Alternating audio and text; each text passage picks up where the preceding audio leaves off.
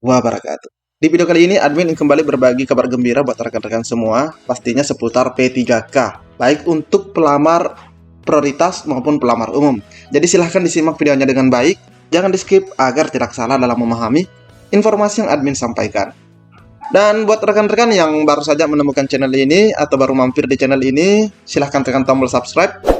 Jangan lupa aktifkan lonceng notifikasinya agar rekan-rekan tidak ketinggalan dengan info-info terupdate setiap harinya dari channel ini. Jika sudah, admin ucapkan terima kasih dan kita lanjut ke info intinya. Nah, pembuka kabar baik ini admin ingin sampaikan dari Pak Abi Ridwan. Nah, di mana di sini informasinya masih sangat baru, rekan-rekan bisa dilihat di sini. Saya gembira dengan keterlibatan BKD, BKPP, BKPSDM, Dinas Pendidikan, Kemenpan RB, Kemendikbudristek, Kemendagri, BKN dalam rencana seleksi P3K Guru 2022 sejak awal. Nah, di sini kita bisa lihat banyak masalah tapi jadi lebih fair, berimbang, akuntabel, transparan, realistik dengan keterlibatan pemangku kepentingan ini. Maksudnya yang ini rekan-rekan ya. Nah, ini merupakan pertanda baik dalam seleksi P3K atau rekrutmen P3K Guru 2022 ini. Nah, selanjutnya kita bisa lihat. Nah, di sini baru saja diinformasikan oleh Prof Nunu melalui IG-nya rekan-rekannya. Nah, bisa dilihat di sini ini 33 menit yang lalu, di mana di sini diinformasikan mengenai sinkronisasi data tersebut. Nah, kita baca bersama-sama. Pada rapat koordinasi tersebut, Sesditjen GTK Nunu Suryani mengatakan, kebutuhan formasi untuk tahap ketiga pada 2021 tetap ada dan akan digabungkan, jelas rekan-rekannya, akan digabungkan dengan formasi tahun 2022. Pemerintah pusat berharap Pemda untuk sesegera mungkin mengajukan kuota formasi guru P3K tahun 2022. Kami berharap setelah rapat koordinasi ini, Bapak dan Ibu Panitia Daerah atau PPK ya, menambah formasi sehingga bisa memenuhi pekerjaan rumah kita pada tahun depan. Amanat Undang-Undang Nomor 23 Tahun 2022 tentang pemerintah daerah memberikan kewenangan dan tanggung jawab terkait pemenuhan atau pengajuan formasi ASN P3K kepada pemerintah daerah. Kami membantu agar hal tersebut terrealisasi dengan baik dan sesuai sehingga guru-guru berkualitas yang memenuhi kuota tersebut, rekan-rekan ya. Selanjutnya, bagi 193.000 peserta yang telah lulus seleksi 2021, mereka akan diprioritaskan, jelas rekan-rekan ya, diprioritaskan untuk mendapatkan formasi ASN P3K 2022. Alhamdulillah rekan-rekan ya. Sesuai dengan Peraturan Menteri Aparatur Negara dan Reformasi Birokrasi bernomor 20 tahun 2022 tentang pengadaan P3K untuk jabatan fungsional guru pada instansi daerah tahun 2022. Nunu menjelaskan, perubahan mekanisme dalam penerimaan guru ASN P3K 2022 terjadi setelah Kemendikbudristek bersama Kemenpan RB melakukan evaluasi terhadap seleksi tahun lalu yang di 2021. Oleh karena itu, ada perubahan mekanisme seperti prioritas seleksi guru ASN P3K. Prioritas pertama yaitu guru yang telah lulus passing grade pada tahun lalu, namun belum mendapatkan formasi. Kami mengharapkan Bapak dan Ibu pemerintah daerah punya perhatian yang besar seperti kita, karena pemenuhan kebutuhan guru adalah pekerjaan kita bersama ya, mungkin maksudnya. Jadi kolaborasi yang baik antara kita akan menghasilkan guru-guru terbaik yang diangkat jadi guru ASN P3K, rekan-rekan ya. Nah, ini sudah banyak juga yang komentar. Nah, sini dahulukan P3K 2021 yang belum dapat SK sampai sekarang, Bu, dan seterusnya rekan-rekan ya. Nah, ini resmi dari Instagram resmi daripada Ibu Nunu, rekan-rekan ya. Nah, mengenai kabar baik ini, rekan-rekan ya, karena telah dilakukan sinkronisasi data, nah pastinya ini menjadi kabar baik buat rekan-rekan yang masuk dalam kategori daerahnya ya, kategori aman. Namun, kita sudah mengetahui juga bersama bahwa bahwa banyak juga daerah-daerah yang sebelumnya masuk dalam kategori formasi 2022 itu lebih kecil, namun sudah menambah begitu rekan-rekan ya, sudah menambah berdasarkan informasi yang disampaikan di beberapa hari yang lalu.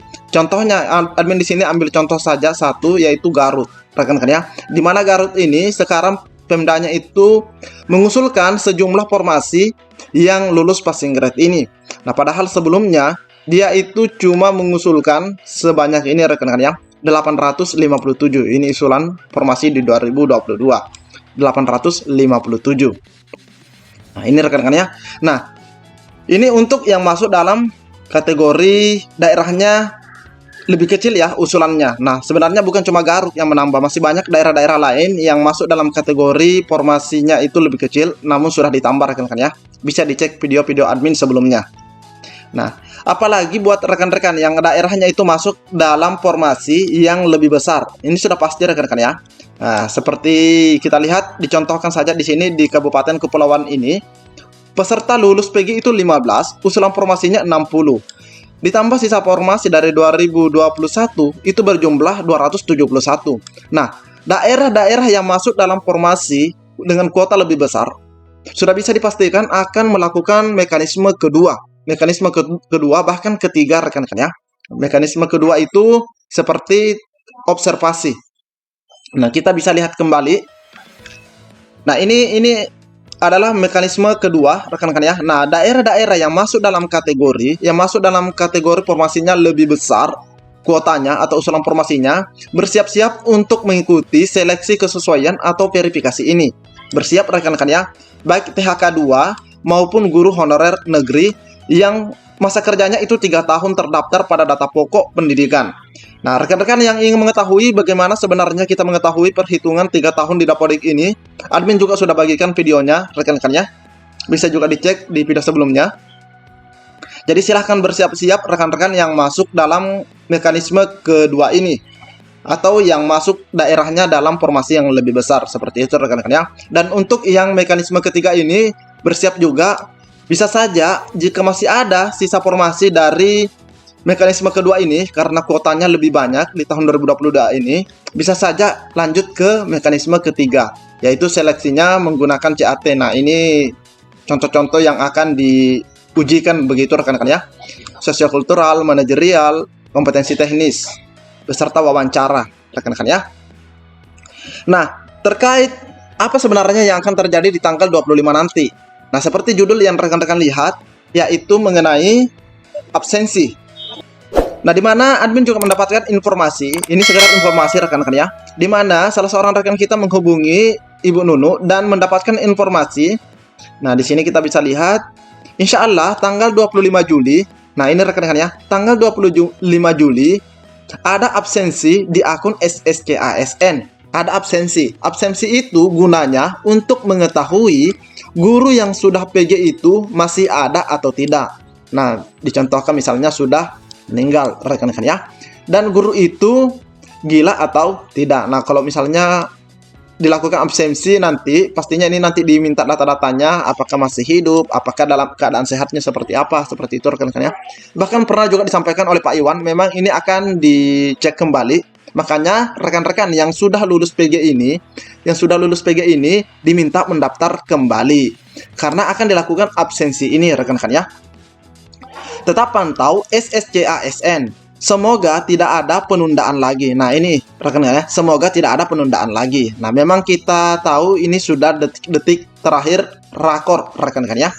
Nah, di sini kita bisa lihat lagi bahwa tanggal 21 Juli adalah, di 21 Juli itu adalah batas pengisian informasi ajuan kuota tambahan rekan-rekan ya. Ingat, kuota tambahan, karena seperti data yang pernah admin perlihatkan di menit sebelumnya itu kan sudah diusulkan, namun diminta untuk ditambahkan agar bisa mengakomodir peserta P3K yang prioritas 1, 2, bahkan prioritas 3 dan umum. Setelah tanggal itu harus pantau terus SSCASN. Jadi tanggal 21 Juli itu cut off rekan-rekan ya untuk pengisian formasi, batas akhir pengisian formasi. Nah, setelah itu mungkin sudah bisa memilih formasi, karena di sini dikatakan bahwa setelah tanggal itu harus pantau terus SSCASN. Ingat, guru lulus passing grade harus daftar ulang. Nah, ini rekan-rekan ya, karena mau di absen kembali. Kalau tidak, maka akan hangus status kepesertaannya. Guru passing grade tetap pakai akun SSCISN lama. Jadi yang sudah passing grade tetap menggunakan akun atau NIK yang sudah didaftarkan, rekan-rekan ya. Tidak perlu membuat baru. Nah, terkecuali kalau memang yang baru begitu seperti pelamar umum atau rekan-rekan yang memang belum pernah sama sekali, itu kan beda lagi rekan-rekan ya. Bahkan disampaikan di Permenpan RB nomor 20. Jadi inilah kabar baik yang dapat admin bagikan. Silahkan pantau terus akunnya. Lebih dan kurangnya admin mohon maaf. Assalamualaikum warahmatullahi wabarakatuh.